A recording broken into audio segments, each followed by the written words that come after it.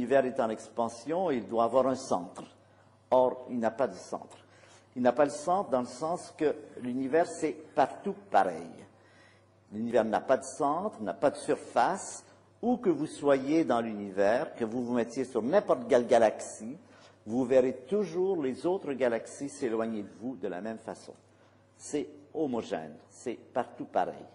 C'est pas facile à imaginer, à se représenter, mais je crois que ça montre simplement que l'imagination humaine est limitée. La réalité peut être difficile à imaginer.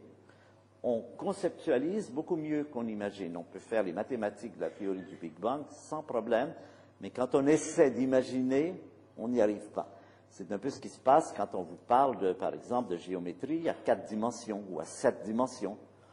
3 dimensions, oui, vous voyez très bien, mais la 4e, vous la mettez où? Vous ne pouvez pas l'imaginer. 7 dimensions, bien pire. Pourtant, point de vue concept, point de vue mathématique, on peut sans difficulté faire de la géométrie à n'importe quel nombre de dimensions. C'est un problème mathématique qui est parfaitement bien compris depuis Gauss, depuis Riemann, il y a plus d'un siècle et demi que l'on fait de la géométrie sur les espaces courbes avec autant de dimensions qu'on veut.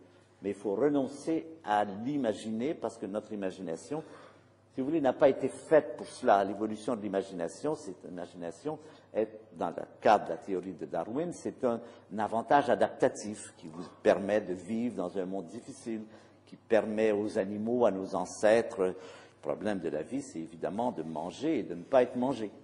Et si vous voulez manger et ne pas être mangé, il vaut mieux avoir certains avantages sur vos collègues. Et un des avantages, c'est l'imagination, c'est l'intelligence et tout cela. Donc c'est une imagination qui s'est développée dans un cadre particulier et qui est, on le constate, inadaptée à des cadres différents, alors que sur le plan des mathématiques, ça ne pose pas de problème.